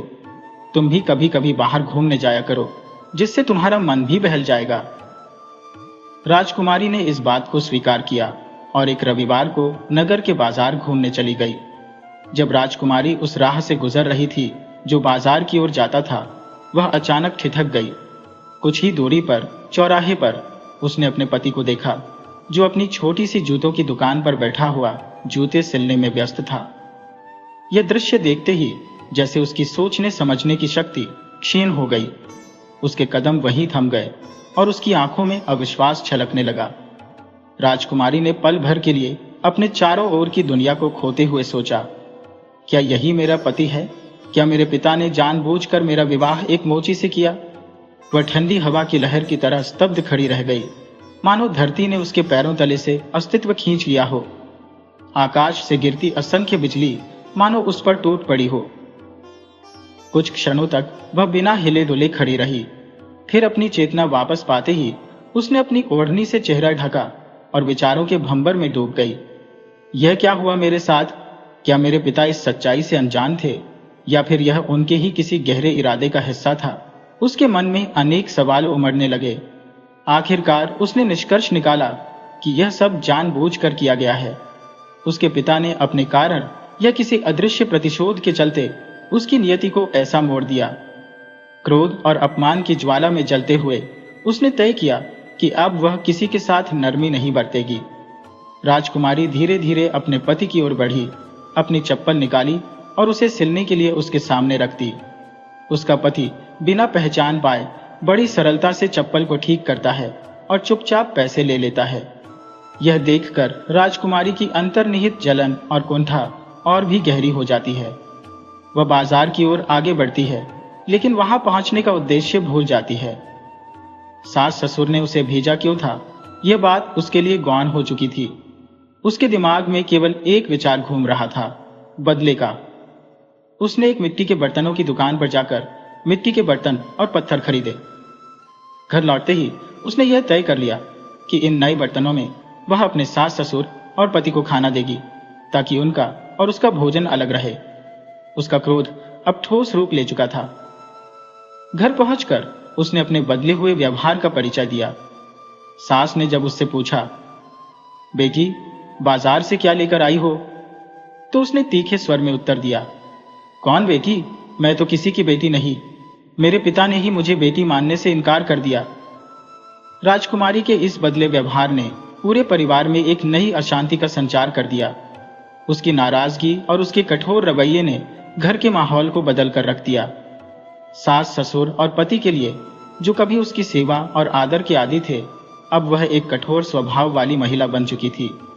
तो फिर तुमसे क्या कहो, लेकिन हाँ, बाजार से मैं आप सबके लिए एक विशेष तोहफा लाई हो। सास ने उत्सुकता से पूछा, क्या लाई हो बेटी? राजकुमारी ने ठंडे स्वर में उत्तर दिया, यह मिट्टी के बर्तन आपके लिए लाई हो। अब से आप लोग इन्हीं बर्तनों में भोजन करेंगे और इन्हीं को स्वयं साफ करेंगे। यदि इन्हें साफ नहीं किया तो आपको इन्हीं गंदे बर्तनों में खाना पड़ेगा। मैं अब किसी भी स्थिति में हाथ लगाने वाली नहीं हो, क्योंकि मेरे साथ जो धोखा हुआ है उसने मुझे राजकुमारी से एक साधारण सेविका बना दिया, इसलिए यही उचित है। सास और अंधे ससुर यह सुनकर हतप्रभ रह गए, लेकिन वे कर भी क्या सकते थे। ससुर ने केवल इतना कहा, ठीक है बहू, जैसा तुम चाहो। शाम को जब राजकुमारी का पति घर आया तो उसे पानी कांच के गिलास की जगह मिट्टी के लौ में दिया गया। पति धर्मेश यह देखकर चौंक गया और सोच में पड़ गया कि राजकुमारी को शायद हमारे बारे में सब कुछ पता चल गया है। उसने धीरे से पूछा, यह क्या है? राजकुमारी ने तीखे स्वर में उत्तर दिया, यह तुम्हारा सौभाग्य है और मेरा दुर्भाग्य। मुझे यह नहीं पता था कि मेरे पिता मुझे इस तरह धोखा देंगे। किसी पिता से अपनी बेटी के साथ ऐसी नीचता की उम्मीद नहीं थी, और आपसे तो मैं कुछ भी कहने के लायक नहीं हो।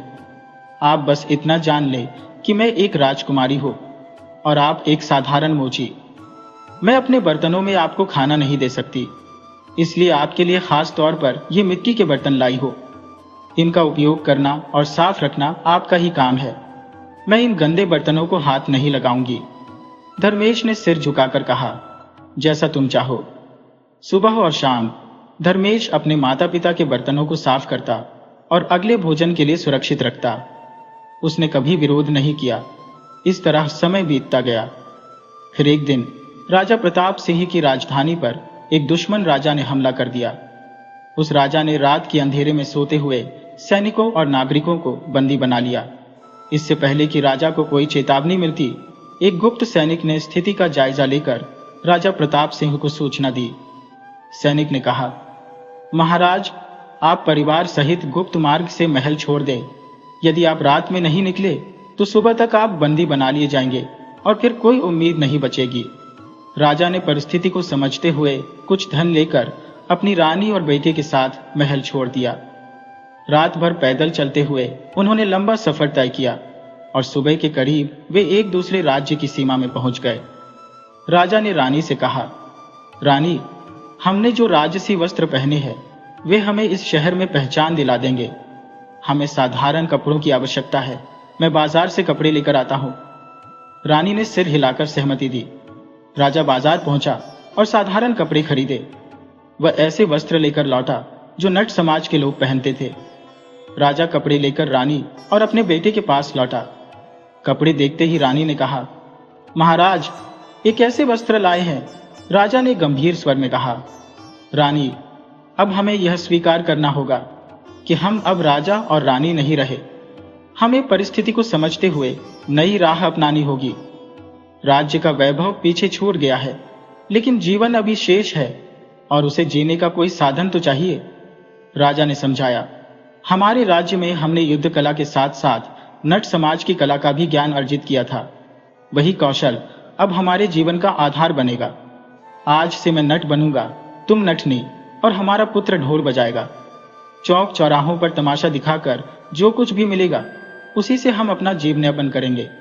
समय के साथ हम इस कला में प्रवीण भी हो जाएंगे। रानी ने अपने अश्रु छिपाते हुए कहा, जैसा आप उचित समझे महाराज। इस प्रकार राजा, रानी और उनका पुत्र अपनी पहचान त्याग कर नट बन गए। वे नगर नगर और चौराहे चौराहे पर तमाशा दिखाने लगे। धीरे धीरे राजा प्रताप सिंह अपनी नट कला में इतने कुशल हो गए कि उनकी ख्याति दूर दूर तक फैल गई। एक दिन तमाशा दिखाने के लिए राजा प्रताप सिंह उसी नगर के एक चौराहे पर पहुंचे जहां उनका जमाई धर्मेश अपनी दुकान लगाया करता था। उस समय शाम का पहर था और कुछ दूरी पर ढोल की आवाज गूंज रही थी। धर्मेश ने जब सुना कि प्रसिद्ध नट प्रताप का तमाशा लगा हुआ है तो उसका भी मन उसे देखने को ललचाने लगा। अपनी दुकान का सामान समेटकर धर्मेश ने बक्सा उठाया और तमाशा देखने पहुंच गया। तमाशा शुरू हो चुका था। धर्मेश ने बक्सा एक किनारे रखा और करतब देखने लगा, लेकिन जब उसकी नजर करतब दिखा रहे प्रताप सिंह पर पड़ी तो उसकी आंखें विस्मय से फैल गईं। वह अविश्वास से भर गया।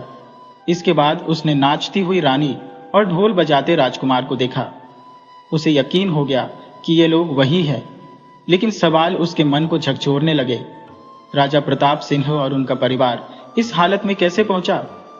धर्मेश ने सारा हाल जानने के लिए तमाशा खत्म होने की प्रतीक्षा की। तमाशा समाप्त होने के बाद जब लोग जाने लगे, धर्मेश आगे बढ़ा और राजा के पास पहुंचकर भरे हुए गले से बोला, पिताजी, ये सब क्या है? आप जैसे महान राजा से नट बनने की कल्पना भी नहीं की जा सकती।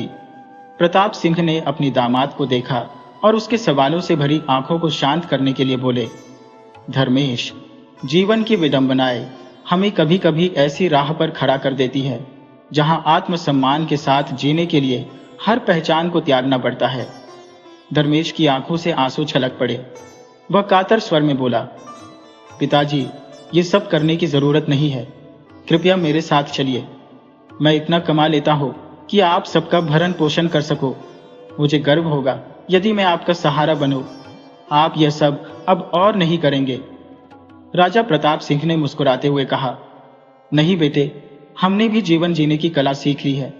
हमें कोई कठिनाई नहीं हो रही है, लेकिन चूंकि हम बेटी से अभी तक नहीं मिले हैं, इसलिए तुम्हारे साथ अवश्य चलेंगे। इसके बाद राजा, रानी और उनका पुत्र धर्मेश के साथ उसके घर के लिए रवाना हो गए। घर पहुंचने पर धर्मेश के साथ आए इन 3 व्यक्तियों को नट के भेष में देखकर राजकुमारी उन्हें पहचान नहीं पाई। उसने खींचते हुए कहा, मैं पहले ही परेशानियों से घिरी हुई हूं और तुम 3 और लोगों को मेरी मुश्किलें बढ़ाने के लिए ले आए हो। यह सुनकर उसका भाई ठहाका लगाते हुए बोला, कौन सी मुश्किलें? और ये लोग क्या तुम्हें अजनबी लगते हैं? राजकुमारी ने झुंझलाकर कहा, अपने लोग? ये नट हमारे अपने लोग कब से हो गए? धर्मेश ने उसकी बात पर गहरी नजर डालते हुए कहा, क्या तुम्हारी बुद्धि पर पर्दा पड़ा हुआ है या अब आंखों पर भी पड़ गया है? जब राजकुमारी ने ध्यान से देखा तो उसने नट बने अपने माता पिता और भाई को पहचान लिया। पहचानते ही उसका चेहरा सफेद पड़ गया। और वह घबराकर उनके पास दौड़ी। एक एक कर वह अपने भाई, पिता और माता से लिपटकर रोने लगी। वे उसे सांत्वना देते रहे। थोड़ी देर बाद आंसू पोंछते हुए राजकुमारी अपने पिता से बोली, पिताजी, यह मैं क्या देख रही हूं? आप राजा से इस हालत में कैसे पहुंच गए? यह सब कैसे हुआ? राजा प्रताप सिंह ने उसे शांत करते हुए सारा हाल सुना दिया और हंसते हुए बोले, सारी रात रोने का इरादा है या फिर हमें भोजन भी कराओगी? तुम्हें देखकर भूख और बढ़ गई है।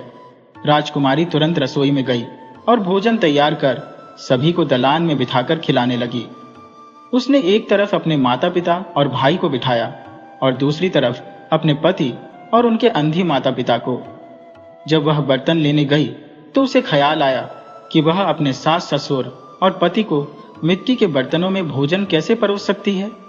यही सोचकर वह उनके लिए भी अपने बर्तन ले आई। उसने अपने माता पिता के सामने थालियां लगाई और जब सास ससुर और पति के लिए बर्तन रखने पलटी तो धर्मेश ने उसे रोक दिया। उसने कहा, रुको राजकुमारी, हमारे बर्तन हमारे पास है। इतना कहकर धर्मेश ने मिट्टी के बर्तन उठाए जिन्हें खाने के बाद साफ करके दलान में रख दिया गया था। वह बोला, हम इन्हीं में भोजन करते हैं और हमें इनसे कोई आपत्ति नहीं है। अब खाना ले आओ। राजकुमारी थोड़ी झिझकते हुए भोजन लाने चली गई। राजा प्रताप सिंह की नजर धर्मेश और उसके माता पिता पर पड़ी तो उनका चेहरा गंभीर हो गया। उन्हें अपनी किशोरावस्था का वह समय याद आ गया जब धर्मेश के माता पिता बड़े प्रतापी राजा थे। हालांकि शादी के समय वे अपनी अंधता के कारण शामिल नहीं हो सके थे और प्रताप सिंह से मुलाकात भी नहीं हुई थी। प्रताप सिंह के मन में प्रसन्नता और गर्व का भाव उमड़ पड़ा। उन्होंने सोचा, मेरी बेटी भले ही आज नटों के साथ बैठी हो, लेकिन उसका विवाह तो एक राजघराने में ही हुआ है। समय ने हमें भले ही बदल दिया हो, पर असलियत नहीं बदली। राजकुमारी भोजन लेकर बाहर आई। उसने मेहमानों को भोजन परोसा और जब पति की तरफ बढ़ी तो उसने देखा कि सभी ने मिट्टी के बर्तन सामने रख दिए थे। उसे हल्का संकोच हुआ, लेकिन उसने भोजन परोसा और अपने स्थान पर बैठ गई। राजा प्रताप सिंह, जो राजकुमारी के पिता थे, खाना परोसा देख स्तब्ध हो खड़े हो गए। उन्होंने गहरी नजरों से बेटी की ओर देखा और गंभीर स्वर में बोले, बेटी, मेरे दामाद और उनके माता पिता को तुम मिट्टी के बर्तनों में खाना परोस रही हो और हमारे लिए अपने घर के बर्तनों में। ये भेदभाव क्यों? इसका कारण बताओ। राजकुमारी की जुबान पर मानो ताले लग गए। वह चुपचाप खड़ी रही। यह देखकर राजा प्रताप सिंह ने सीधे अपने दामाद से पूछा, तुम ही बताओ, ये सब क्यों और कैसे हुआ? धर्मेश ने शांत स्वर में उत्तर दिया, पिताजी, जिस दिन आपकी बेटी को यह पता चला कि मैं मोची का बेटा हूं, उसी दिन से वह ऐसा व्यवहार करने लगी। इससे पहले तो सब सामान्य था। यह सुनते ही राजा प्रताप सिंह की भ्रुकुटियां तन गई। उन्होंने गहरी सांस लेते हुए कहा, मेरी ना समझ बेटी, तुम्हारी इस अज्ञानता और संकीर्णता ने तुम्हें कितना बड़ा पाप करने पर मजबूर कर दिया, इसका तुम्हें तनिक भी भान है? राजकुमारी ने चौंकते हुए कहा, कौन सा पाप पिताजी? मैंने ऐसा क्या किया है? राजा प्रताप सिंह ने शांत स्वर में कहा, बेटी, धर्मेश के माता पिता के बारे में तुम क्या जानती हो? जब तुम्हारे मन में उनके लिए इतना द्वेष भरा हुआ है तो यकीनन हमारे लिए भी किसी कोने में अवमानना का भाव होगा। आज मैं तुम्हारे इस संकीर्ण सोच का अंत करके ही रहूंगा। उन्होंने गहरी आवाज में कहना शुरू किया, पहली बात यह है कि जिन्हें तुम मोची समझती हो वे जन्म से मोची नहीं है। जिस प्रकार समय ने हमें नट बना दिया, उसी प्रकार समय की विषमताओं ने इन्हें मोची बना दिया। मैंने उन्हें तब से जाना है जब तुम इस दुनिया में भी नहीं आई थी।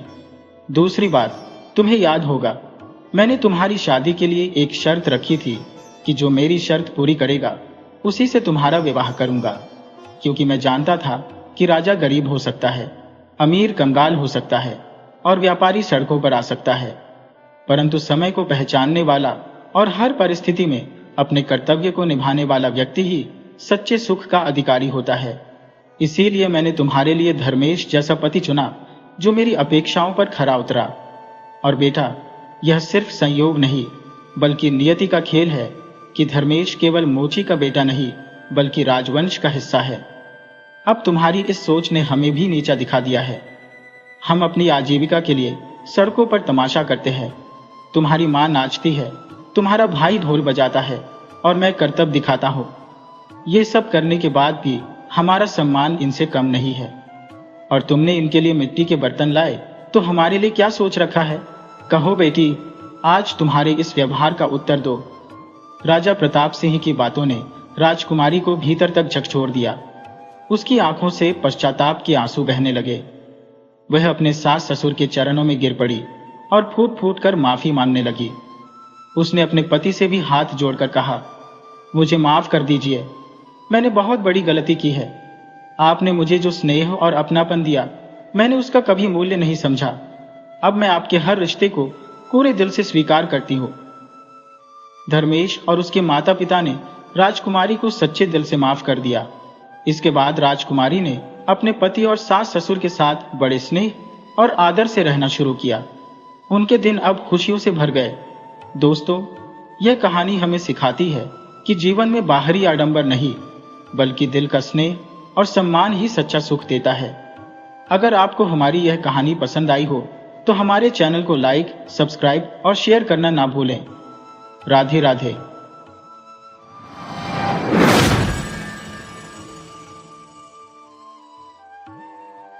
एक राजा था, उसकी 2 रानियां थीं। बड़ी रानी का एक और छोटी रानी के 3 पुत्र थे। राजा अपने चारों पुत्रों को बहुत मानता था, लेकिन बड़ी रानी का पुत्र अपने तीनों भाइयों की अपेक्षा अधिक सीधा, ईमानदार और सच्चे स्वभाव का था। इसलिए उसके प्रति राजा का स्नेह कुछ विशेष था। तीनों भाई इसी कारण उससे ईर्ष्या करते थे। एक रात राजा ने एक अद्भुत स्वप्न देखा। स्वप्न में उसने एक पेड़ को विचित्र ढंग से उगते बढ़ते और बड़े पेड़ का आकार लेते देखा। पेड़ की जड़ और उसका तना चांदी के थे, सारी शाखाएं सोने की थी, सारे पत्ते हीरों से जड़े थे और फलों की जगह मोतियों के गुच्छे लटक रहे थे। पेड़ पर एक सुंदर तोता बैठा था।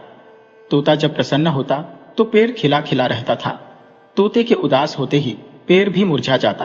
राजा को उस पेड़ ने कुछ इस तरह से आकृष्ट कर लिया कि अगले दिन प्रातःकाल उसने अपने चारों पुत्रों को बुलवाया और उस अद्भुत लुभावने वृक्ष के विषय में बताते हुए कहा, तुम में से जो राजकुमार वैसा वृक्ष ला सकेगा उसे मैं अपना उत्तराधिकारी बनाऊंगा।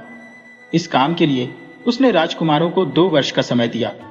छोटी रानी के तीनों राजकुमारों ने राजा से बहुत सारा धन लिया और वृक्ष की खोज में निकल पड़े।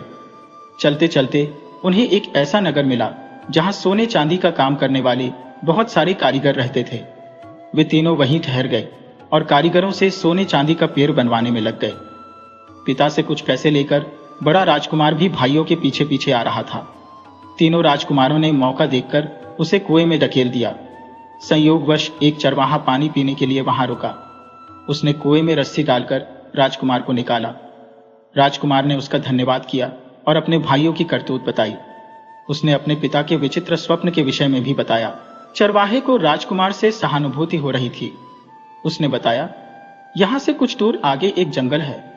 वहां एक साधु 6 महीने से समाधि में लीन है। उनकी समाधि अब टूटने वाली है। तुम उनके पास जाओ, शायद वे उस पेड़ के विषय में कुछ बता सके। कई दिनों तक चलने के बाद राजकुमार जंगल में साधु के पास पहुंचा। बहुत दिनों से समाधि में लीन रहने के कारण उनके चारों ओर घास फूस का जंगल बन गया था। राजकुमार ने चारों ओर साफ सफाई की और प्रतीक्षा करने लगा। साधु की समाधि टूटी। वे राजकुमार की सेवा से बहुत प्रसन्न हुए और उसे एक वरदान मांगने के लिए कहा। राजकुमार ने सोने चांदी वाले वृक्ष की मांग कर दी। साधु लज्जित होते हुए बोले, यह तो मेरे वश में नहीं है। आगे दूसरे जंगल में मेरे गुरु हैं, वे शायद तुम्हारी सहायता करें। राजकुमार लंबी यात्रा के बाद दूसरे साधु के पास पहुंचा। वे 1 साल तक सोते थे। राजकुमार उनकी सेवा करता रहा। जागने पर साधु ने प्रसन्न होकर वरदान मांगने के लिए कहा।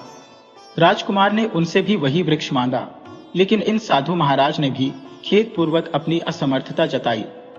राजकुमार उदास हो गया।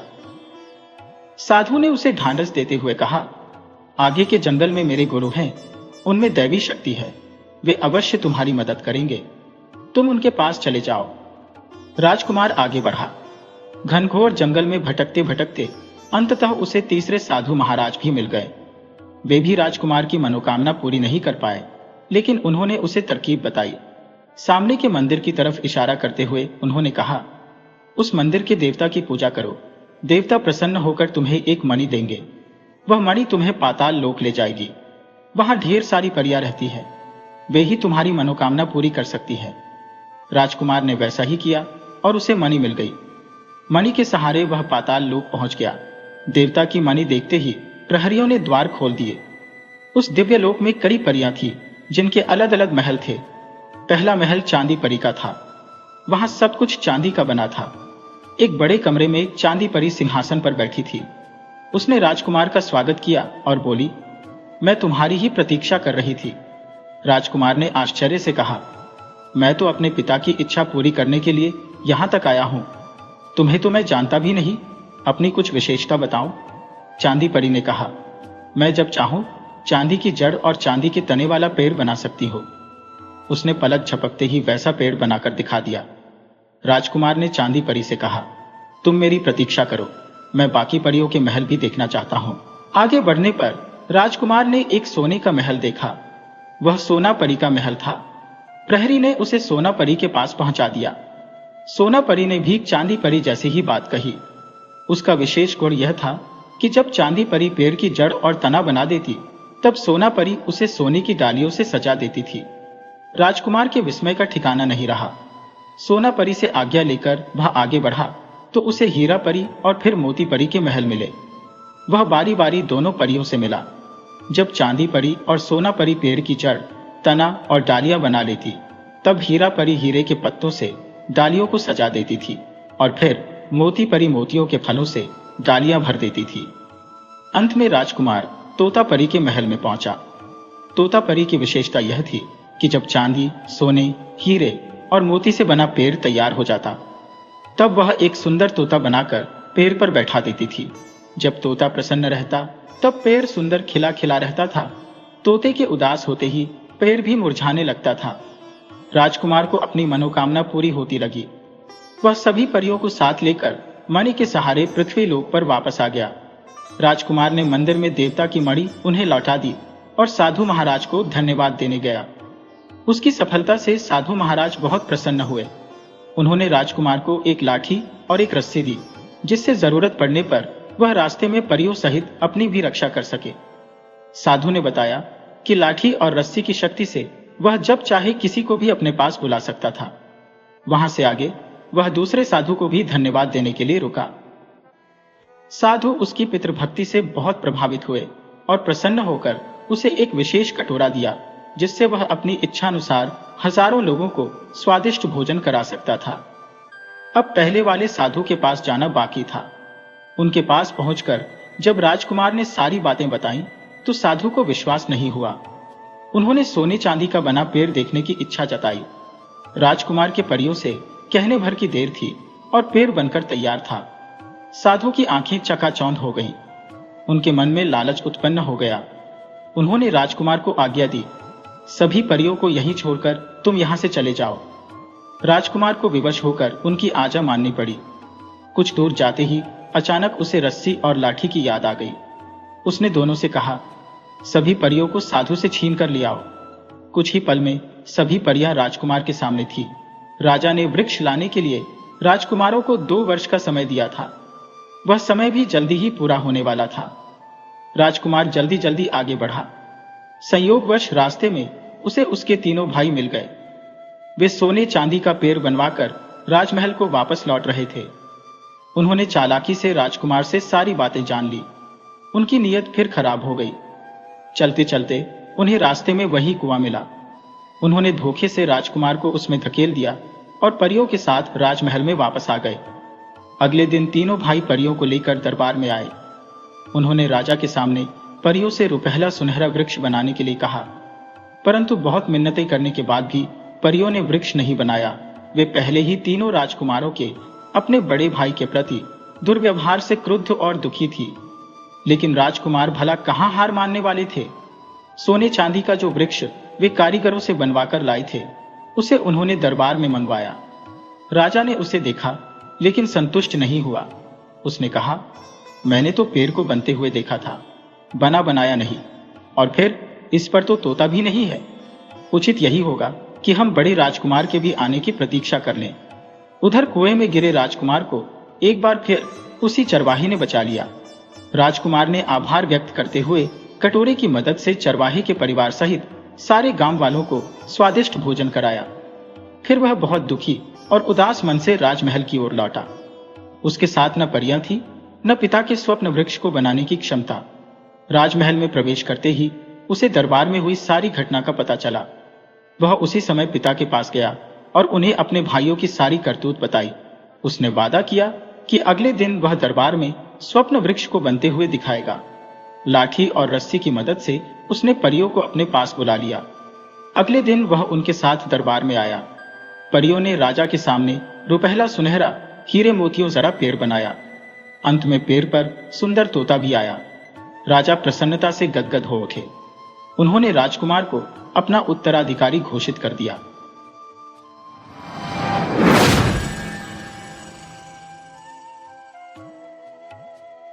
कहते हैं कि चीन के उत्तर में चिड़ियों की एक अजीब सी परी रहती थी। उसे मनुष्य की भाषा समझने का और मनुष्य की भाषा बोलने का अलौकिक वरदान प्राप्त था। बहुत से राजा महाराजाओं ने चिड़ियों की उस परी को पकड़ने का प्रयास किया था, पर वह किसी के हाथ नहीं लगी थी।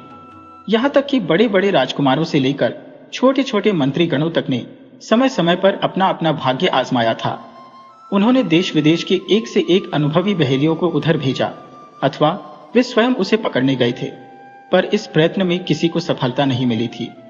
वह चिड़िया हमेशा एक विशाल चीड़ के पेड़ की घनी पत्तियों में बैठी रहती थी और बड़े मधुर स्वर में गीत गाती रहती थी। उसे पकड़ने के अभियान में कई वर्षों तक लोग उधर आते जाते रहते थे, जिससे उस घने जंगल में एक पगडंडी सी बन गई थी, जिससे होकर कोई भी उस चिड़िया के निवास स्थान तक पहुंच सकता था। जब इस विचित्र चिड़िया की प्रसिद्धि एकत्र खान बादशाह के कानों में पहुंची तो उसने हिम्मत बांधते हुए कहा, वह चिड़िया बड़ी होशियार मालूम होती है। वह लोगों की पकड़ से आज तक बची हुई है, परंतु मेरे हाथ से वह कैसे निकलेगी? मैं किसी न किसी तरह से उसे अवश्य पकड़ूंगा। इतना कहकर वह उसकी खोज में निकल पड़ा। एकत्र खान चलते चलते उस घने जंगल में पहुंच गया। उसने घनी पत्तियों वाले उस विशाल चीड़ के पेड़ को भी खोज लिया। उस विचित्र चिड़िया ने एकत्र खान को पास आते हुए देखा, परंतु वह उससे न डरी और न वहां से भागी ही। वह अपनी जगह पर चैन से बैठी बैठी मधुर गीत सुनाती रही। एकत्र खान उसकी तान सुनकर हर्ष और आश्चर्य में डूब गया। फिर उसने बड़ी आसानी से उसे पकड़ लिया। उसे पिंजरे में लेकर खुशी खुशी वह घर की ओर चल दिया। उस पहाड़ी के ऊबड़ खाबड़ रास्ते से वह चला जा रहा था। रास्ते में चिड़िया ने एकत्र खान से कहा, बड़ी आसानी से आपने मुझे पकड़ लिया है, किंतु मुझे यह वरदान प्राप्त है कि जो भी मुझे लिए जा रहा हो उसे रास्ते भर मेरे साथ बातें करते जाना चाहिए और किसी भी हालत में आह नहीं भरनी चाहिए, क्योंकि उसके चुप होते ही अथवा आह भरते ही मैं उड़ जाऊंगी। इसलिए हम में से किसी को हर वक्त कुछ न कुछ बोलते ही रहना चाहिए। एकत्र खान ने कुछ सोचकर उत्तर दिया, तब तो ठीक ही है, तुम ही कुछ कहो ना, बातें करते हुए रास्ता जल्दी ही कट जाएगा। चिड़िया बोली, मैं तुम्हें एक कथा सुनाती हूं। एक शिकारी ने एक कुत्ते को पाल रखा था। एक दिन दोनों शिकार करने निकले। जंगल के बीच रास्ते में उन्होंने एक टूटी हुई बैलगाड़ी देखी, जिसमें सोना चांदी भरा पड़ा था। उसका स्वामी बगल में बैठा था। परिचय हो जाने के बाद गाड़ीवान ने शिकारी से आग्रह किया, मुझे गांव जाकर किसी कारीगर को ढूंढ लाना है जो मेरी गाड़ी के पहिए की मरम्मत कर सके। क्या तब तक आप और आपका कुत्ता मेरी गाड़ी की रखवाली कर सकते हैं? बेशक, बड़ी खुशी के साथ, शिकारी ने जवाब दिया। गाड़ीवान बहुत प्रसन्न हुआ और वह पहाड़ी रास्ते से गांव की ओर चला गया। दिन ढल गया, सांझ होने लगी, पर गाड़ीवान का कोई पता नहीं था। शिकारी सोच में पड़ गया, मेरी बूढ़ी मां की आंखें कमजोर हो गई हैं, वह सवेरे से कुछ खा पाई होगी या नहीं। फिर उसने अपने कुत्ते से कहा, तू यहीं ठहर और चारों ओर देख। जब तक गाड़ीवान नहीं लौटे यहां से कहीं जाना नहीं। मैं भोजन बनाने के लिए घर जा रहा हूं। आदेश देकर वह घर चला गया। कुत्ते ने अपने स्वामी की आज्ञा का पालन जी जान से किया। वह गाड़ी के चारों ओर चक्कर काटता रहा और बैल को दूर जाने से रोकता रहा। उधर गाड़ीवान ने कई ग्रामों की खाक छान मारी।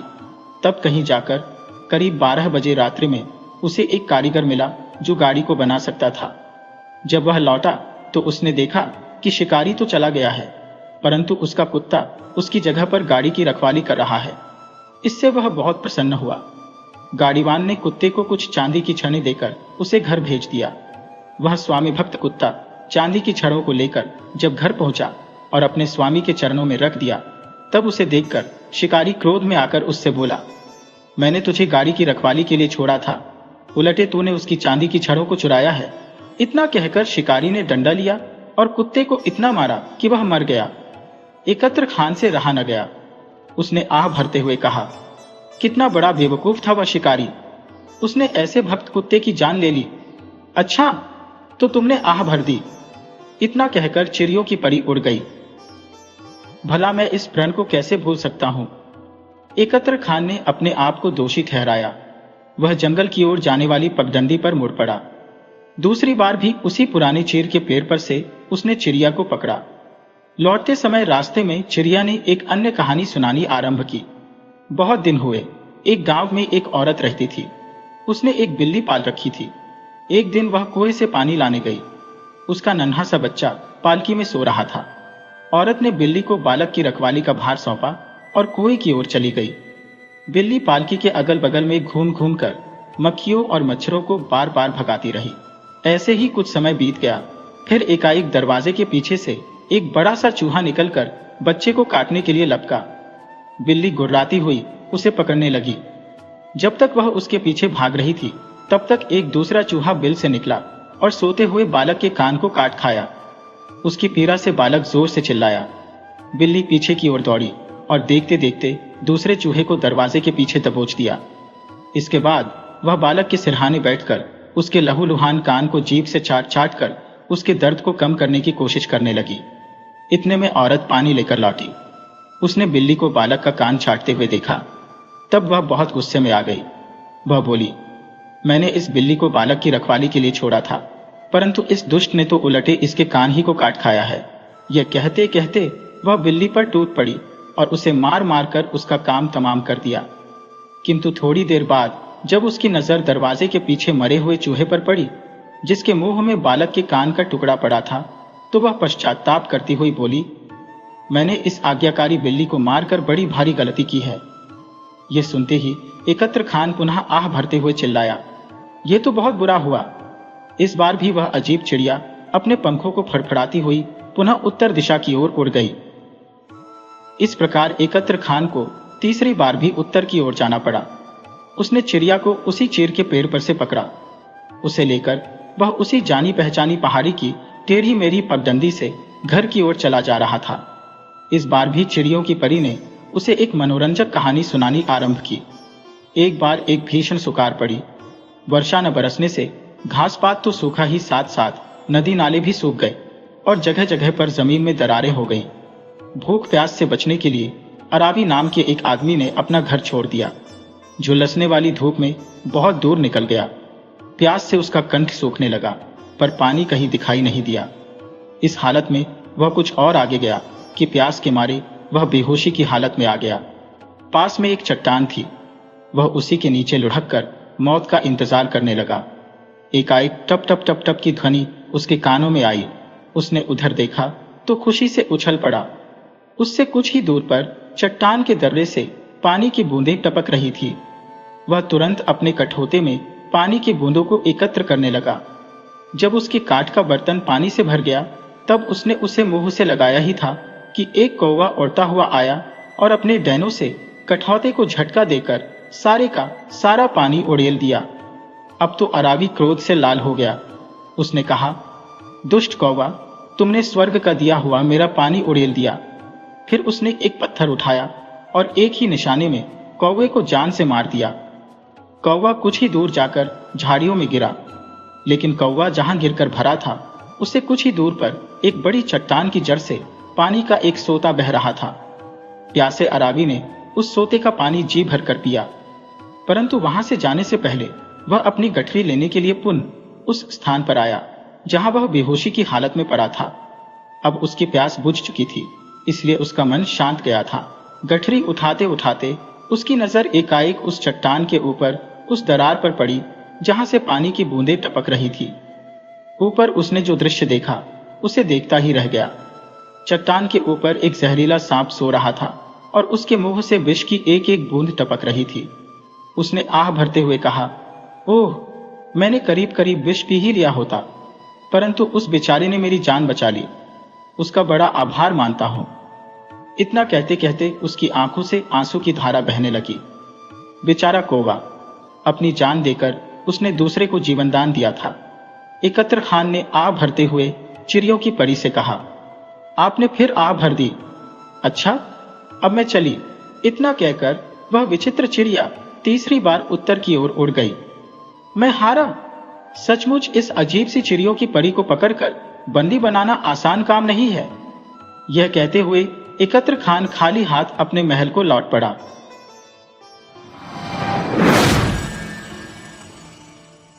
वीडियो अच्छी लगी हो तो इसे लाइक करें और ऐसी ही मजेदार कहानियों के लिए चैनल को सब्सक्राइब करें और बेल आइकन दबाएं।